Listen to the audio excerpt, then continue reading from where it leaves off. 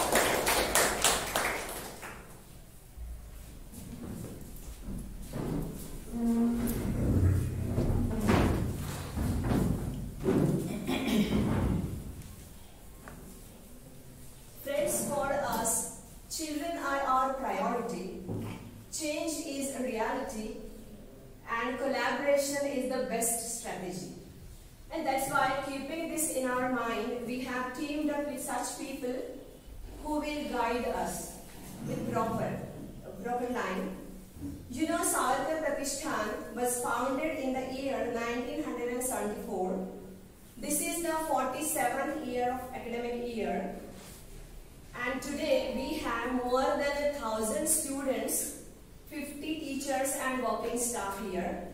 We have Adarsh Shishu Vihar as a pre-primary school, Abhinav Balak Mandir as a primary school, and a secondary school, Pradnya Prabodhini Prashala.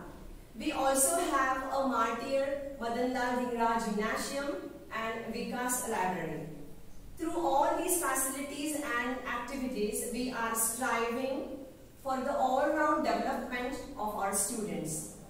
Now I request the chairman of our institution, Namjoshi sir, for inaugural address. Over to Namjoshi sir.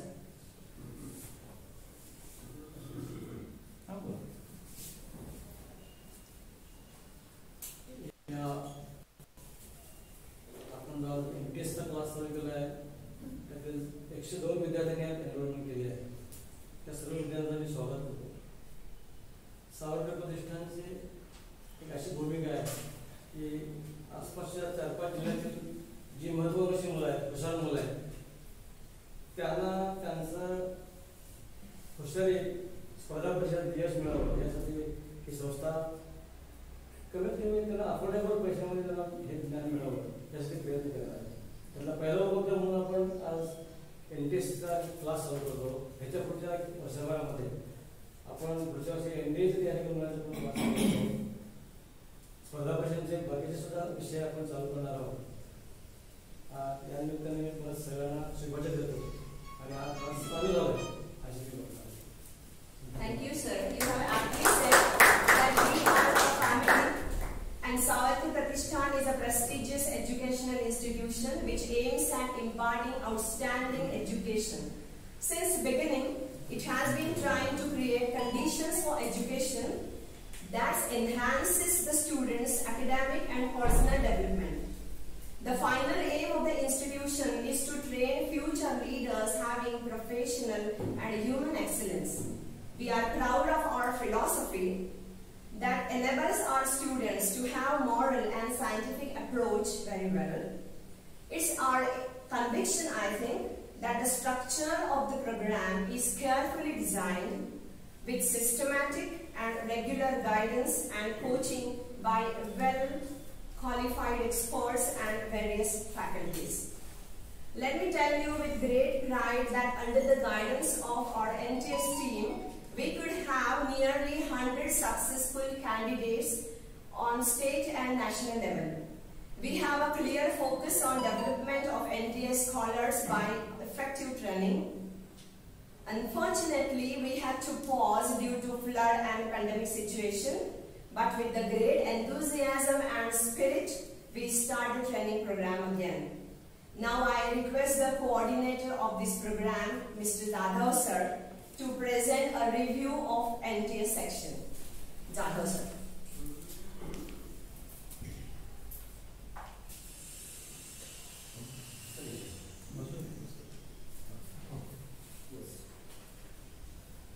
राष्ट्रीय प्रज्ञाशोध परीक्षा national talent search examination याचा अर्थच असा आहे या परीक्षेचा विद्वान होणे म्हणजे ज्ञान विश्वासू होणे, पण प्रज्ञावान होणे म्हणजे त्या ज्ञानाचा विनियोग करून शहाणपण मिळवणे व सभोवतालच्या जगात नाविन्य निर्माण करणे असा हा राष्ट्रीय प्रज्ञाशोध या परीक्षेचा उद्दिष्ट किंवा हेतू आहे.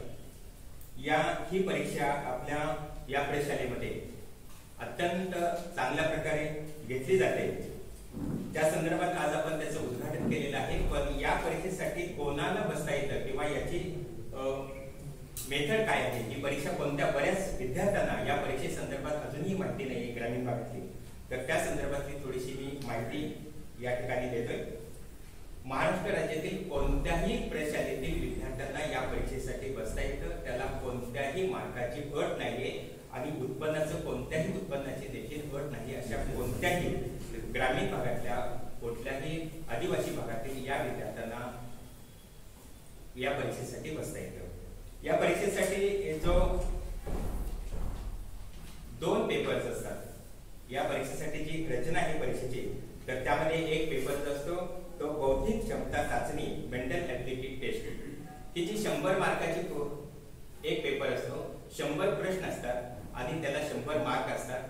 वेळ मात्र 2 तास असतो. या पेपरसाठी अगोदर 1.5 तासाचा वेळ होता, तो आता 2 तासाचा वेळ केलेला आहे. याच्यावरती त्याचा जो सिलेबस आहे, या मेंटल ऍबिलिटी टेस्टचा जो सिलेबस आहे, ही मानसशास्त्रीय चाचणी असून त्यामध्ये कार्यकारणभाव, विश्लेषण, संकलन इत्यादी संकल्पनावर आधारित 100 बहुपर्यायी प्रश्न जे असतात, 100 प्रश्न असतात, हे प्रश्न या पेपरमध्ये असतात. आणि दुसरा जो पेपर आहे, तो जो पेपर आहे शालेय प्रबंधता कसोटी म्हणजे शालेय प्रबंधता चाचणी, हा जो पेपर आहे यामध्ये शालेय सब्जेक्ट असतात. त्यामध्ये सोशल सायन्स 40 गुणांसाठी असतं, जनरल सायन्स 40 गुणांसाठी असतं आणि मॅथमॅटिक्स हे 20 गुणांसाठी. असा हा सायन्स, सोशल सायन्स आणि मॅथमॅटिक्स असा मिळून हा 100 गुणांचा 100 प्रश्नांचा हा पेपर दुसरा पेपर असतो. याच्यासाठी सुद्धा वेळ 2 तास असतो. याच्यामध्ये सुद्धा हे जे विषय आहेत याच्यामध्ये कोणकोणते, यामध्ये सायन्स मध्ये सुद्धा 3 विषय आहेत. त्याच्यामध्ये फिजिक्स आहे, केमिस्ट्री आहे आणि बायोलॉजी आहे. त्याच्यासाठी मार्काचे वेटेज सुद्धा त्यांनी सेपरेट दिलेलं आहे. यामध्ये फिजिक्सला 13 गुण आहेत 40 पैकी, केमिस्ट्रीला 13 गुण आहेत आणि जीवशास्त्रासाठी म्हणजे बायोलॉजीला 14 गुण आहेत. सोशल सायन्स मध्ये हिस्ट्रीला 16 गुण आहेत, राज्यशास्त्र 8 गुण आहेत आणि भूगोलसाठी 16 गुण आहेत. आणि मॅथमॅटिक्स मध्ये जे 2 भाग आहेत, एक अल्जेब्रा आणि जिओमेट्री, याच्यासाठी 10 गुण असा हा 20 गुणांचा पेपर आहे. याची जी प्रश्नपत्रिका असते एनटीएची, तर ती मराठी माध्यमातून होते, सेमी इंग्लिश मधून होते आणि इंग्रजी माध्यमामधून सुद्धा होते. या वर्षापासून त्यांनी कोणतेही तुमचं जर बेसिक माध्यम मराठी माध्यमचे जर विद्यार्थी असतील तर त्यांना सेमी इंग्रजीचा पेपर कंपल्सरी असतोच असं त्यांनी या ठिकाणी केलंय. मग त्याला हिंदी असू दे, गुजराती असू दे, उर्दू असू दे, कन्नड असू दे, या कोणतेही लँग्वेज असेल तर त्याला इंग्रजी ही भाषा मधून पेपर त्याचा कंपल्सरी असतोच. या ठिकाणी जे मूल्यमापन जे केलं जातं प्रिलिम जे असते ती महाराष्ट्रामध्ये घेतली जाते. त्याला राज्यस्तर असं आपण परीक्षा म्हणतो. ती परीक्षा यामध्ये आपला जो महाराष्ट्राला जो कोटा दिलेला आहे ती 774 विद्यार्थ्यांचा कोटा गेल्या वर्षी जातो, तो बदलतो, दरवर्षी तो कोटा बदलतो. तर या एक वैशिष्ट्य आहे, आपल्या भारतामध्ये जास्तीत जास्त महाराष्ट्रातील विद्यार्थी या परीक्षेसाठी सिलेक्ट होतात आणि तो कोटा आपल्यासाठी गेल्या वर्षीचा जो कोटा आहे 774 विद्यार्थी आपल्या महाराष्ट्रातून त्या परीक्षेसाठी दुसऱ्या म्हणजे राष्ट्रीय स्तरासाठी परीक्षेसाठी निवड झालेली आहे. पूर्ण देशातून फक्त 2000 विद्यार्थ्यांची निवड केली जाते. याच्या अगोदर 1000 विद्यार्थ्यांची निवड केली जाते, पण बरेच विद्यार्थ्यांना म्हणजे भूतपूर्व विद्यार्थ्यांना याची स्कॉलरशिप मिळावी म्हणून या 4 वर्षापासून परत 1000 विद्यार्थ्यांची त्यामध्ये ऍडिशन केलेलं आहे आणि 2000 विद्यार्थ्यांची भारतातून याची निवड केली जाते आणि जास्तीत जास्त त्यामध्ये 2000 मध्ये आपल्या महाराष्ट्रातले विद्यार्थी जास्त असतात असंही या ठिकाणी आढळून आलेलं आहे. या ठिकाणी निकाल जो आहे, जो प्रिलिम जे होते, प्रिलिम मधून जे त्याचं निगेटिव्ह मार्किंग सिस्टीम दोन्ही परीक्षेसाठी नाहीये, राज्यस्तर परीक्षेसाठीही नाही आणि राष्ट्रीय स्तर परीक्षेसाठी सुद्धा नाही. जे मार्क त्यांचे असतील तेच मार्क घेतले जातात. जो कोटा आपल्या महाराष्ट्रासाठी जो 774चा कोटा दिलेला आहे, आपल्या महाराष्ट्रामध्ये जेवढे 10 लाख विद्यार्थी बसले असेल तर 774 विद्यार्थी मेरिट प्रमाणे जे पहिले येतील ते राष्ट्रीय स्तरासाठी त्याची निवड केली जाईल आणि मग त्याची परीक्षा घेतली जाते. जर समजा आपले महाराष्ट्राचे विद्यार्थी जर समजा फॉरेनमध्ये असतील, अमेरिकामध्ये, इंग्लंडमध्ये असतील, तरी सुद्धा त्या विद्यार्थ्यांना या परीक्षेसाठी बसता येतं. पण त्यांना प्रिलिमची अट नाहीये, राज्य स्तरासाठी परीक्षेला बसायची अशी अट नाही. त्यांनी डायरेक्ट मेन परीक्षेसाठी त्यांनी जे दिल्ली एनसीईआरटी दिल्लीचे जे वेबसाईट दिलेले त्यांना जर मेन परीक्षेचा जरी राष्ट्रीय स्तराचा पेपर जर त्यांनी फॉर्म भरला तरी सुद्धा त्यांनी त्या परीक्षेला बसता येतं. जर जे विद्यार्थी बाहेरच्या देशात आहे अशा सुद्धा विद्यार्थ्यांना अशी सोय केलेली आहे एनसीईआरटीने. नंतर हे जर समजा पहिले जे विद्यार्थी प्रथम पहिल्या स्तरातून विद्यार्थी जे सिलेक्ट झालेले आहे ते राष्ट्रीय स्तरावरती ज्यांची सिलेक्शन झालेलं आहे तर त्या विद्यार्थ्यांना पहिलं जर राष्ट्रीय स्तरावरची परीक्षा जर सिलेक्ट झाला तर त्याला प्रमाणपत्र आणि त्याचं काय असेल ते बक्षीस होतं. पण आता यामध्ये थोडासा बदल करून जे विद्यार्थी प्रिलिम मध्ये सिलेक्ट झालेले आहेत त्यांना सुद्धा सर्टिफिकेट द्यायची शासनाने या वर्षापासून सोय केलेली आहे. असे विद्यार्थी ज्यांना राज्य स्तरासाठी निवड झाली पण राष्ट्रीय स्तरासाठी निवड झालेली नाहीये अशा विद्यार्थ्यांची सुद्धा सर्टिफिकेट देण्याची व्यवस्था केलेली आहे. आणि या विद्यार्थी जे राज्य स्तरासाठी जे विद्यार्थी राष्ट्रीय स्तरावरून जे विद्यार्थी निवडून आलेले आहेत अशा विद्यार्थ्यांचा 15 ऑगस्ट रोजी आपल्या पालकमंत्री आणि कलेक्टर यांच्या हस्ते सत्कार केला जातो. हे दरवर्षी यांची ठरलेले आहे.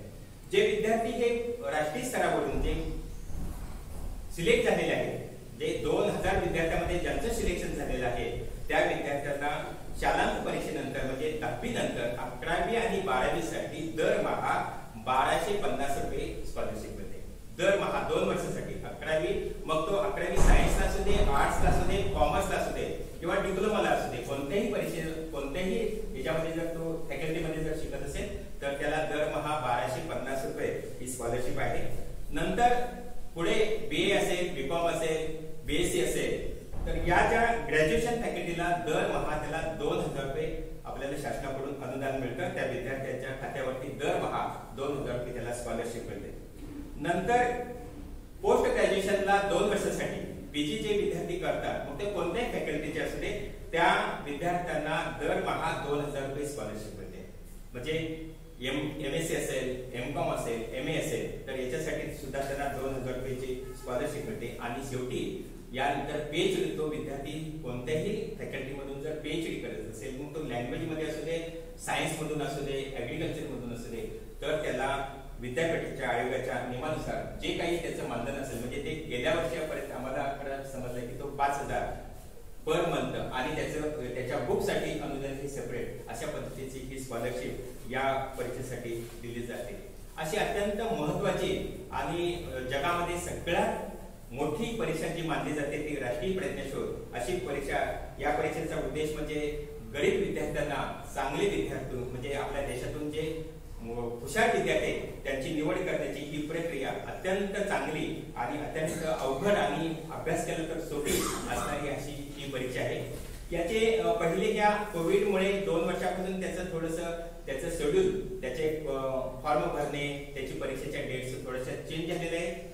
याच्या अगोदर मात्र नोव्हेंबरमध्ये त्याचे ऑगस्टमध्ये 1 जुलैपासून ऑगस्ट पर्यंत आपल्याला फॉर्म भरायची सिस्टीम होती. नोव्हेंबरच्या 3ऱ्या आठवड्यामध्ये त्याची लेखी परीक्षा असायची आणि मे मध्ये त्याची मेन परीक्षा असायची. अशा पद्धतीचं शेड्यूल होतं ते बदलून आता एनटीएची फॉर्म भरण्याचे जवळपास ऑक्टोबर डेट अजून डिक्लेअर झाली नाही पण मंथ डिक्लेअर झालेला आहे. ऑक्टोबर 2021 पर्यंत त्याचे फॉर्म भरून घेतले जातील.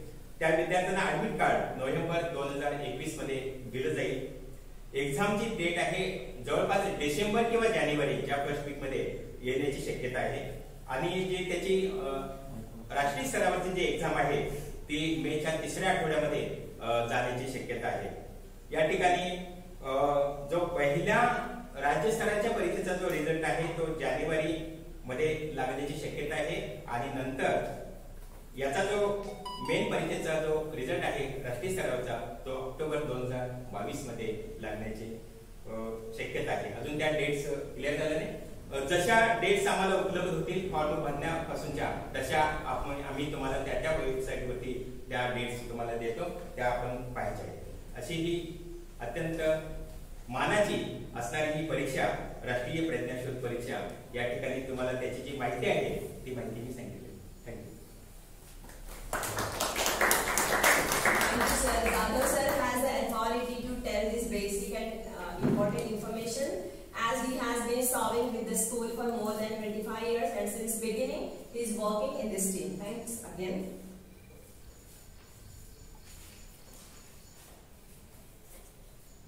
Jadhav sir has aptly said that this is a center that teaches cultural values and gives scientific approach to our students.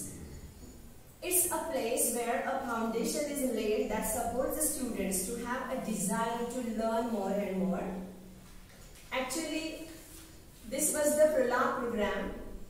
In the epilogue part of this program, the experts will deliver their lectures, and before that, let me give a vote of thanks to those experts who will participate in the next session. Now I request Dr. Ranade sir for his further guidance.